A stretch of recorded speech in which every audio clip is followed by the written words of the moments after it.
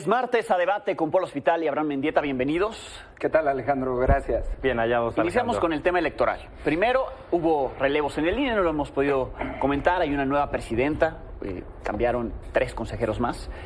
Pero además, en la Cámara de Diputados está por discutirse, eso es lo que han intentado hacer después de varias pausas, modificaciones a la Constitución para que se acoten distintas facultades del Tribunal Electoral. Comienzo contigo. A ver.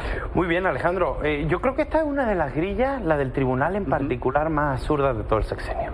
O sea, todo el mundo está de acuerdo en que hay que acotar las funciones del Tribunal Electoral, porque no es un órgano legislativo y no tiene por qué estar inventando leyes o procedimientos sobre las leyes.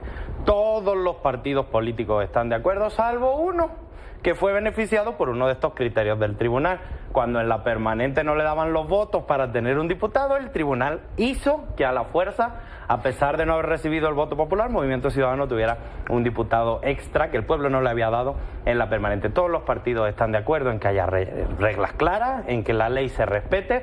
La única modificación que se va a hacer es que el Tribunal Electoral tenga muy claras sus funciones y no tome funciones legislativas. ¿Por qué? Por algo muy sencillo. Porque el Tribunal Electoral del Poder Judicial de la Federación no es un organismo democráticamente electo, no está emanado del voto popular. Los legisladores sí, los que hacen las leyes son los legisladores, los tribunales la aplican. Y además con el tribunal pasa algo muy curioso. La Sala Superior del Tribunal es última instancia porque en materia electoral no hay amparo. Así que los temas electorales no llegan a la Suprema Corte, simplemente lo que diga el tribunal va a misa. Así que lo único que se le pide al tribunal es que decida en el margen de la ley. Y con el INE pasa algo muy curioso. Fíjense que Morena quiso cambiar la manera en la que se elegían los consejeros del Instituto Nacional Electoral. La oposición no lo permitió, así que Morena tuvo que respetar el procedimiento que el PRI y el PAN crearon en su momento.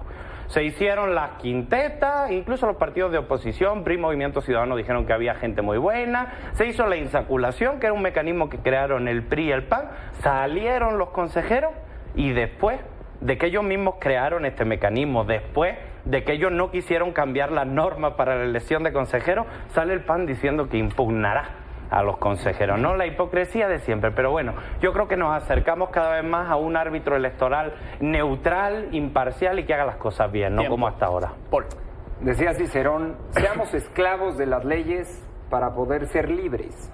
Y efectivamente eso es lo que se está discutiendo ahorita en la Cámara de Diputados, que se aplazó una vez más esta discusión en la Comisión de Puntos Constitucionales. ¿Por qué?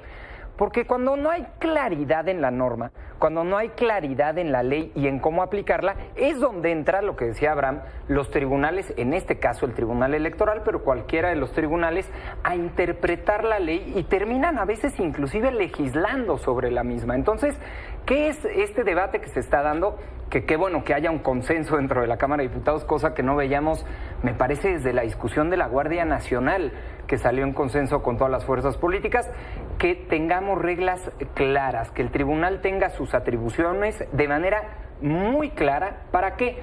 Para evitar estas interpretaciones el día de mañana. Entonces, en medida de que tengamos claridad en la norma, los partidos políticos, quienes participamos en política, quienes van a un cargo de elección popular, pues naturalmente esto fortalece al sistema democrático en lugar de debilitarlo, teniendo estas lagunas en las leyes que después terminan llenándose.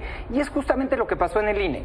Después de toda la discusión que se dio en el INE, al final del día, las reglas, que son cuestionables, que se pueden debatir y que se pueden cambiar en el tiempo, pero las reglas eran muy claras para elegir a las consejeras y a los consejeros que faltaban. Ahí estaban las reglas, ahí estaba la forma de elegirlos.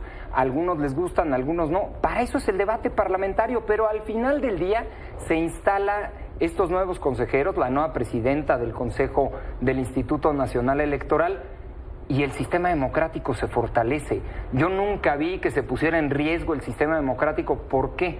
Porque hay leyes muy claras y aplicables. Eso es lo que se está buscando con el Tribunal Electoral, que no quede a interpretación de nadie la norma jurídica. Pues ojalá la modificación así quede. Un minuto. Yo hay un apunte que quiero hacer con el tema del tribunal, porque hay un argumento que está corriendo en redes sociales que es bastante tramposo y bastante facioso. Sobre todo porque atañe a un tema muy importante, no más que en mentira. Dicen que con esta modificación está en riesgo la paridad.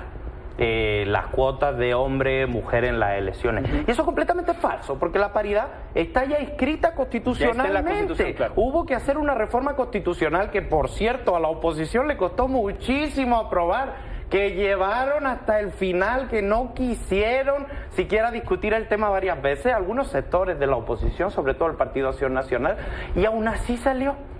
Y esto es mentira, no están en riesgo ni la paridad ni las cuotas. Primero porque la paridad es constitucional y segundo porque está el principio de progresividad de las leyes, ya hay derechos adquiridos, ya hay conquistas sociales que han avanzado que no van a retroceder. Pero este argumento, aparte de ser tramposo, es profundamente mentiroso y muestra la desesperación de los que se quieren aprovechar del tribunal para ganar lo que no ganan en la urna. El tema de la paridad, como dices, está en la Constitución, pero lo otro, las otras, bueno, no, las mujeres no son minoría, pero en el específico de las minorías que se les pone con acciones afirmativas, eso es lo que tendría que elevarse no está en riesgo, se puede elevar constitucionalmente, pero ojalá no está se pongan de acuerdo, no está en el proyecto. Pero está el principio de progresividad de las leyes, se ha avanzado mucho. Además, Morena no tiene ningún problema con eso, tiene 2 diputadas trans, tiene 3 diputados con discapacidad motriz, tiene miembros activistas de la diversidad a lo mejor sexual. Morena no, pero otros partidos por. A lo mejor no, pero hay que preguntarle. A ver, pero justamente el Tribunal Electoral lo que hace es juzgar las elecciones, es juzgar lo sucedido en las elecciones,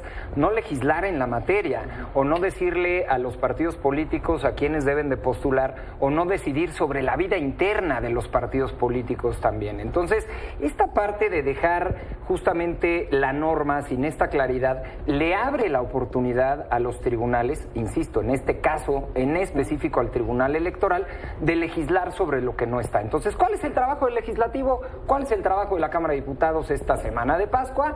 Justamente dejar muy clara la norma, dejar muy clara la ley. Viene ya el tiempo en donde no se van a poder hacer reformas electorales porque va a empezar el proceso 2024, así que si hay algún espacio de oportunidad, un área de oportunidad donde hoy deban los partidos políticos dejar toda la claridad, que lo hagamos. ¿Para qué? Para que usted y yo tengamos toda la certeza de cómo se va a comportar la elección en 2024. Bien, se agota el tiempo, ya no dio espacio para hablar. Otra cosa que viene dentro del dictamen y es los estatutos de los partidos, ¿no? Y la forma en que eligen a sus dirigencias.